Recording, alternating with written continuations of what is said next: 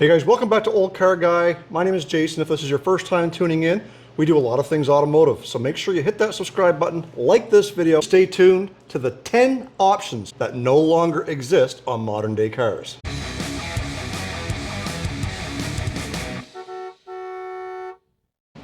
And as examples, we're using 3 vehicles that I have right here in my own garage. The 1990 Chevy Suburban that you see behind me, my 79 Chrysler Cordoba, and my dad's 1936 Dodge. So at the end of this video, there's going to be a bonus option that you guys are going to want to stick around for, so make sure you stay tuned. So in no particular order, here's number 1, the butterfly hood.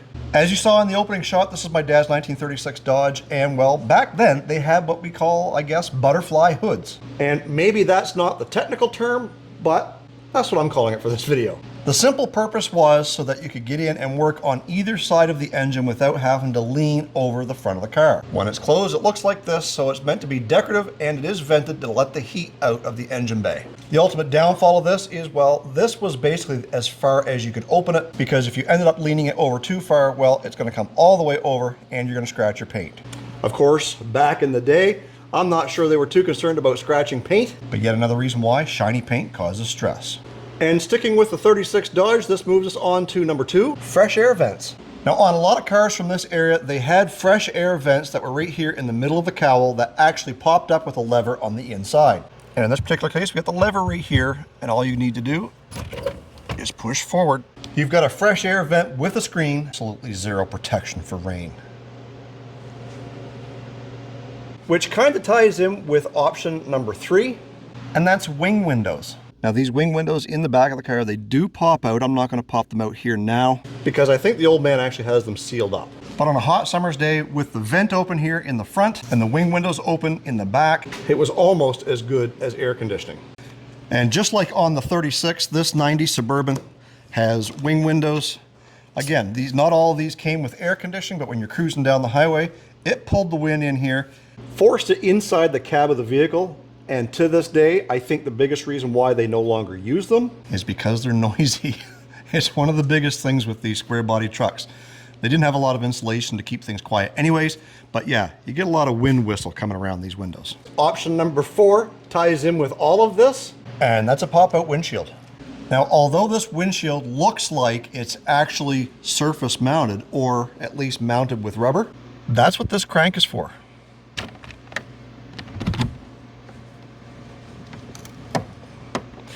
So once again, when combined with the vent and the pop-out window and your rear vent windows cracked open, you had plenty of wind to keep the heat away.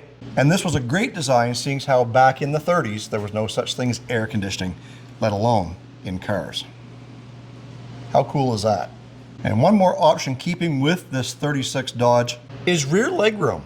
Now you would think in a big Suburban like this, you'd have plenty of legroom. I've got this front seat set where I normally drive. And back here, my knees are still almost hitting the back of the seat. And in my wife's 2007 Ford Crown Victoria, it's actually even worse for a full-size car. Now when my dad drives, the seat reclines back quite a ways, as you can tell from that shot right there. But as you can tell from that angle, there's plenty of room between me and the back of that seat. Not to mention the headroom, and I'm looking out the back window, not the door. And some of you may say, well, Jason, this is a custom car and your dad put those seats where he wanted to. Well, sure he did. But this thing came with bench seats in the front and the back, and there was still plenty of room. So he just made it work in his favor. So now the driver and the rear passengers get plenty of legroom. So one huge safety concern back in the early days was wipers. And that leads us to option number 6, and that's vacuum wipers. Now, if you didn't know, all internal combustion engines are basically big air pumps, and that's how they operated the wipers on these early model vehicles. Was they had a vacuum line run to a little motor. The problem with that is that when you stepped on the gas, you lost vacuum. Well, the wipers ran on vacuum, you'd lose those temporarily too. So nowadays they do have electric conversion kits. So that's what we did with this one. And if you do get caught in the rain, well, at least you got a little bit of safety working in your favor with electric wipers. Number 7, floor-mounted dimmer switches. Most of you who drive modern vehicles today can relate to your high beam headlight dimmer or headlight switch being on the actual turn signal, like it is on my 90 Suburban. But almost everything from the 70s back used a floor-mounted dimmer switch that you controlled with your foot, like my 79 Chrysler Cordoba does. See, on the stock, it's just your turn signal and cruise control here in this case, but right down there, that switch is your high beam switch, which in some cases was looked at as a safety feature, being able to keep both hands on the wheel, because back, you know, in the early days, like in the days of the 36 Dodge, most of your transmissions were manual shift. So when your right hand was shifting, whether it be on the column or on the floor, your left hand had to be using the turn signals and steering the car. So the floor-mounted switch was just one less thing your hands had to do while you were driving. If we actually go back in time to the beginning of the automobile, this leads us to option number 8, the hood ornament. That's right, in the early days, the hood ornament was actually, in some cases, the thermostat for your engine. And if the line moved up into the red, well, you knew you were getting too hot, and that's what they used them for. In the early days, like this car pictured here, you'll see that the radiator was exposed to the outside and the cap was sitting directly on top of the radiator, exposed for everybody to see. Well, in later years, they did away with that. The radiator cap went under the hood, and they started using special designs or something to embellish the hood of the vehicle. And for you guys wondering, yes, the Dodge Ram has been around for many, many years, longer than the pickup truck. And even my old Suburban has a hood ornament. Now, number 9 can be a little bit controversial, but nonetheless, we're talking about wood grain. And the only reason why I say controversial in my case is because, well, my Suburban did not come with the wood grain. I installed that for my own taste. But wood grain is something that's been around for many, many years. It helped decorate the vehicle. And in fact, a lot of your early model vehicles, not so much like the 36 Dodge, were actually built with wood structure on the inside, which later led to the Woodies, which had the doors and the rear fenders and some of the quarter panels trimmed out in actual wood to make them look a little more sophisticated. And then I think somewhere along the 60s and 70s, they started using veneer, which was basically a sticker that basically took the Woody wagons to another level. Like you see here with some of these Country Squire wagons and Oldsmobile Vista Cruisers. So although my truck did not originally come with wood grain, it has it now, kind of a throwback to the 60s, 70s, and 80s when it was even more popular. And because I'm a product of the 70s, I thought that was actually a pretty cool option to add to this thing to take it back a few more years than it actually is.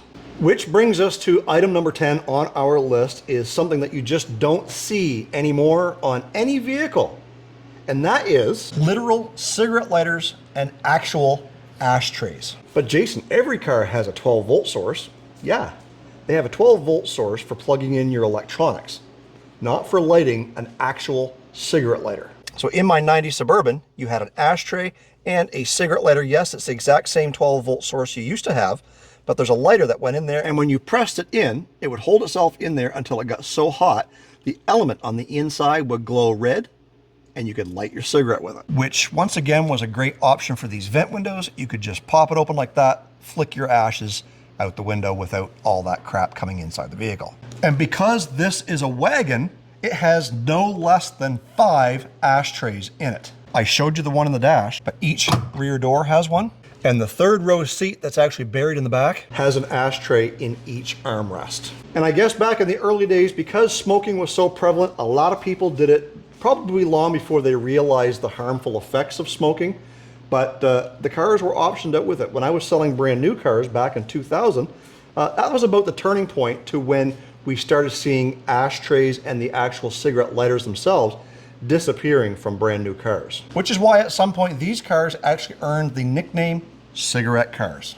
Now at the beginning of this video, I did tell you there was going to be a bonus one to make sure you stick around, because I guarantee you this is something that you have never seen before, ever.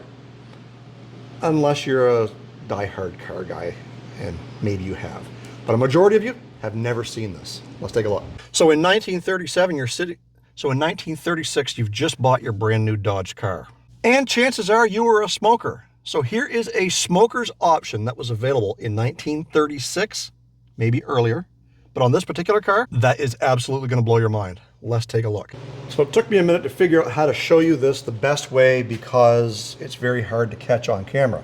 But what I want you to do is I'm going to be inside and I want you to watch the leading edge of this window right here. Now what this window is going to do is as I crank it down, it's actually going to go back towards the rear of the car. So as I pull it out, you see there, it came out, you see my fingers, all the way up here. That was for flicking your ashes out the window. And then it will go down the rest of the way. Let me show you that again. It goes up, and then it goes forward, and then now it's going to go back before it goes down. How cool is that? Let me know in the comment section down below if you've ever seen that feature before. And in case you're wondering, yes, the passenger window does the same thing. So guys, if you found this video interesting, please hit that like button. Make sure you're subscribed to get more interesting videos like this from Olde Carr Guy. Stay focused on the windshield, not the rearview mirror. I love you guys. God bless. Let's do it again in the next video.